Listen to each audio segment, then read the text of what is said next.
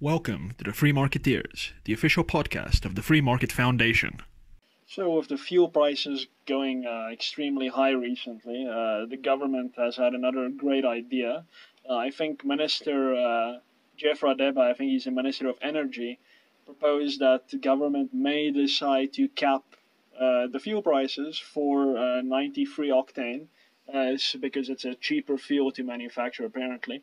And if they cap that price, people will go from 95 and whatever else there is to 93. I don't know, guys. Price fixing generally has boded not that well for consumers in Venezuela now. The shelves are empty. I don't know what you think, whether this is a worthy intervention by government. No, it's definitely not. Like it's going to cause shortages of fuel, like it always does in Venezuela, like you mentioned. So what's going to happen is government is going to say this is the cap, and then now producers won't be able to adjust their prices based on demand. Then you will have shortages because people will want more fuel than these people can produce. So then because they can't adjust prices to control this demand, then you'll just run out of fuel. So probably the central feature of any market is supply and demand. Yes. If it doesn't have that, then how is it supposed to operate? If it's artificially inflated or deflated by government, we know. He might just say it's a noble intention or whatever, to ease the pressure on consumers, but they don't realize the long term. Yeah. We might pay less at the pumps in the next month, fine. But then in a year when the markets worldwide fluctuate and other factors come into play, then our local markets can't count for it. So it always results in distortions. Yeah.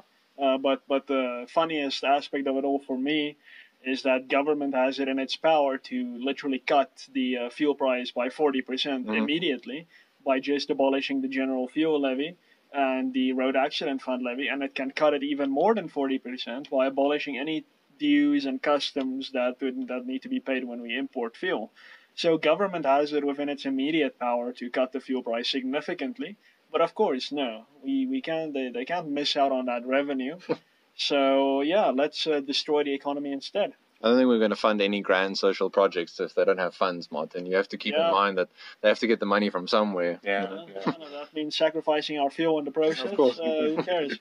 It will sacrifice the entire economy because fuel is so important. So it will just be, it's going to be a mess.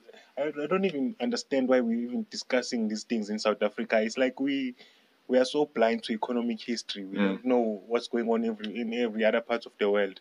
Like, this is such a stupid proposal that you can't imagine. No, but we're special. South Africans are special. We're gonna do it right this time. We know we're going to do expropriation, right? The Venezuelans didn't get it right. Zimbabwe didn't get it right. The USSR. We will get it right. They just don't understand socialism like we do. So, Martin, you've been interviewed a few times on TV licenses. That seems to be quite a popular topic. Just tell us a bit about the article that you wrote and some of the questions, that people have been asking you. What are they trying to understand about what you've said? So what prompted me to write the article was, I'm doing my master's in law currently, and I read an article by a Cambridge professor called Trevor Allen about civil disobedience and the rule of law. And when I look into that and I see the television licenses, there's so much civil disobedience around that. So only 1 in 4 households in South Africa are paying their TV licenses. Oh, wow. There are about 14 million households in South Africa with televisions. Only 3.9 million South Africans are paying households are paying television licenses. So that prompted me to write this article and say, listen, we are attacking the integrity and the dignity of the law when we pass laws that nobody listens to. Right. And that people say, we do not care about television licenses. You can threaten us with fines. We will not pay them. And I'm very much a lover of jurisprudence and so forth, and it pains me to see people not caring about the institution of the law. I think the law deserves some admiration and some respect. And that is completely impossible when we have absurd laws like this, which is the Section 27 of the Broadcasting Act, which says if you own a television set or you buy one, you need a license. A license is permission to do something from government. Right. That's why we have driver's licenses, fishing permits, for example. now television licenses. We need permission from government to have a television, but yeah, as we know, all this money goes to the SABC anyway, so it's just another way to keep the SABC propped up. Okay, so that's where the thrust of it comes, Yeah. to fund the SABC, pretty much. Yeah, so Or to help fund, because we all know that they're fiscally responsible. Oh yes, well look, so 77% of SABC's revenue does come from advertising and sponsorship already. Okay. So already it's getting money in a legitimate way. But then it has this add-on that other media companies, radio stations, do not have, Yeah. which is quite unfair in a market that's supposed to be characterized by competition and Right. so forth. Why is the SABC special to get television license fees? That government billed, I believe, 1.9 billion for last year. So 1.9 billion rand in license fees that have been billed, but 1.02 billion was written off. So Wow. far more than half is not being paid. But it's seen like that. It's a massive amount of money that SABC would get if people paid their television licenses that DSTV would not get. So it's completely ridiculous and I mean, this is government's own stated policy in the economy is to encourage competition. So Right. it's patently ridiculous. Yeah. No, it makes no sense. Yeah. Yeah. Do you I don't know if I should ask any of you. Do you pay your TV licenses? Maybe don't answer that question on live air. But it's so like you said, it's irrational, and we are all irrational people. So let's just leave it at that. Yeah. Yeah, no, look, if government wants people to respect the law, and I mean, this applies to any law, if you want people to take parking tickets seriously, you need to make sure that the law as a comprehensive institution is respectable. Okay. And when you keep passing regulations and you just nice to haves that you want some more money out of the beleaguered taxpayer, then you're not going to get that respect for law. And it's very sad because we have a very high crime society. Our legal system is something that you can almost say is for the very small amount of middle class and rich people. Right. Everyone else just thinks, the law, what's that? So no, we really need to get around to. I mean, Frederick Bastiat talked about the law being perverted. We need to get around to unperverting our law to make it a respectable institution. And you can't do that with TV licenses. I'm sorry. I don't think you and I have talked in depth about, the concept of the law, that sort of thing. But the way I see it, government the burden of proof rests on government in how much it wants to inhibit our freedoms. Our natural state should be freedom. Of course. And ought to be. Yeah. So I think that's a good example of how the view has been adopted and inculcated in politicians and I guess in the general populace, that they just think, okay, well, government's just going to pass laws and there's no real, there's no thrust behind. Honestly, if you can't explain the why, that doesn't mean it needs to be there. Yeah, So it needs to be justified. Yeah, and clearly government, even according to democratic theory, this government does not have a mandate for television licenses. Yeah. The 1 in 4 people paying television licenses, there's no mandate there. It's exactly like e-tolls and what was the other thing that people disobey. You also e-tolls and so there was a lot of civil disobedience around that too. So people just said we're not going to pay our e-tolls, and the whole thing just ended up collapsing. So I guess TV licenses are the same story. Just people don't want to pay and marijuana too. That's another thing that people have been disobeying. Yeah, there's no mandate, and I mean when the legal reality says that this shouldn't be a law, then parliament needs to react and say, okay, our constituency have said that they do not want this to be a law. We should no longer have it as a law. But no, they're politicians. They know what's best. So what are we mere plebs to disagree with them about? So another interesting thing that happened this week, the International Economic Freedom of the World report was published by the Fraser Institute in Canada. And as you know, the Free Market Foundation is the Fraser Institute's South African partner, and we always publish the South African edition of the report. And Neil Emmerich from Cape Town, who is into software but also finance, flew up to Johannesburg to launch it here. Was it yesterday? On Wednesday. Yeah. On Wednesday, and pretty successful turnout. Lots of media and very good coverage on it. And the interesting thing is that South Africa, of course, dropped in its ranking. And the initial indication was that we fell to 94 on the list, but apparently that was wrong, Chris. Yeah, they after some investigative work from one of our directors, Eustace Davey, as well as Neil, whom you mentioned earlier, they looked at some of the data, some of the categories, because the rankings are broken down into 5 categories, and they examined some of the numbers much better than I would, because maths is not my forte. Yeah, so no, they smelled something was a bit off. So they've taken a look at the data which came from the World Bank, and once that's been corrected and accounted for, South Africa actually ranks 110th out of 162 countries on the index. It shouldn't be interesting or noteworthy. We expect that we would drop every year. That's the result of successive socialist ANC governments. The less economic freedom a society has, the less prosperous its people are. And you can see the real effects of all this data. I mean, Mpiaki will know.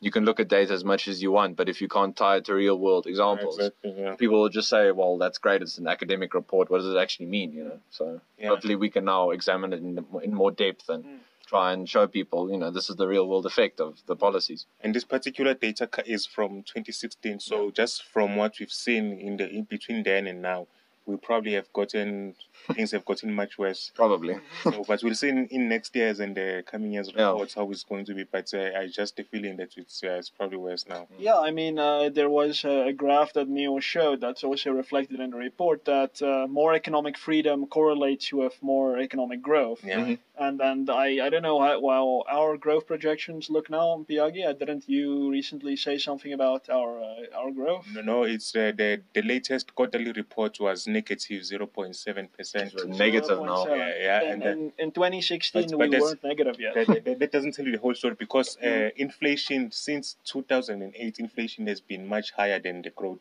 So we have been in a recession really since 2008. Because like if your money is losing value faster than your economy is growing, then you are basically in real terms you are in inflation.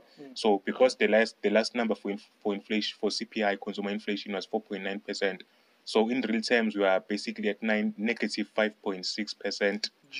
Negative 5.6 negative growth. And that's a long-term thing, because like our inflation has been much higher than growth for a long time. So our economy is actively shrinking by more than 5% every year. Yeah, you could say that, but that's sickening. Without calculating the exact number, but it's basically been shrinking. So the recession didn't start this year; it's been a long-term thing. So in 2 years we'll know where we sat this year, and I think 110 will be the good old days, probably, especially after expropriation of compensation was announced. So that's very worrying. It's extremely worrying, especially. I mean, it's. I don't know, is it bittersweet that we discovered the World Bank was making a mistake and we were like, we fixed this data, we're good academics, but then at the end of it we're like, but we're actually more screwed than we were. That's the purpose of the report, is to show where we actually are. You can only hide from reality for so long. Unfortunately, hopefully some of the policymakers who actually read the Economic Freedom of the World Report, and they will see how you get to positive growth. I like this saying of negative growth. It's like, what? How does that even work? It's shrinking. But how to get positive growth, how to get... and I mean, they also show that the better the economic freedom, the freer the market, the higher the human development standards. And all those indices, life expectancy, mortality, infant mortality especially. Yeah, and the most interesting one that I think people of the left, generally socialists, should note is that in countries who have more economic freedom, the poorest of the poor, are often richer than the middle class or the rich in the countries who have the least economic freedom. Right. So if you have to be poor, you want to be poor in a capitalist, free enterprise, free market society. Yes. And I mean, human experience also shows us that people flee from North to South Korea, people flee from Cuba to Florida, people fled from the Soviet Union into Western Europe, people fled from Eastern Germany into Western Germany. Never ever in the other direction. People fled from Zimbabwe to South Africa, never in the other direction, ever. So where you have free markets, the poor want to be there. And I think that's definitely something that politicians who claim to represent the poor should take into account. Because if they really do that, they should free the market and thereby uplift their constituency out of poverty.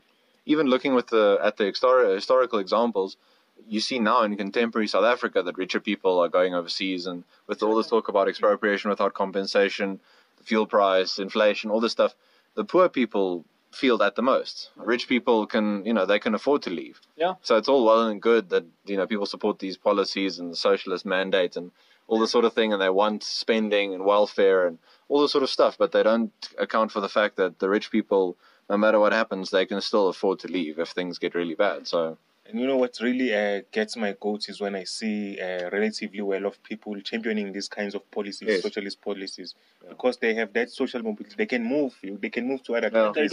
And they do. Yeah. And they do. Yeah. so they're basically saying, oh, you poor people should have your socialism, and then I'll just go live in the USA or wherever. And it just irritates me. A lot of my university colleagues that advocated these policies, they now study in South Carolina and so forth. It's like, okay, yeah, that's nice. But no, if I were Botswana, I would be worried right about now. Yeah, because the moment South Africa dips with expropriation, they are going to have a big influx of poor South Africans coming there pursuing economic freedom. So my heart goes out to the African nations with more economic freedom. You're going to have a lot of South Africans at your gates very soon. So if I were you guys, please lobby your local South African ambassador, our representative, and tell them to tell our president and our parliament that the chosen path is not the right path. We should rather follow Botswana, Mauritius, and Rwanda's example. Sorry.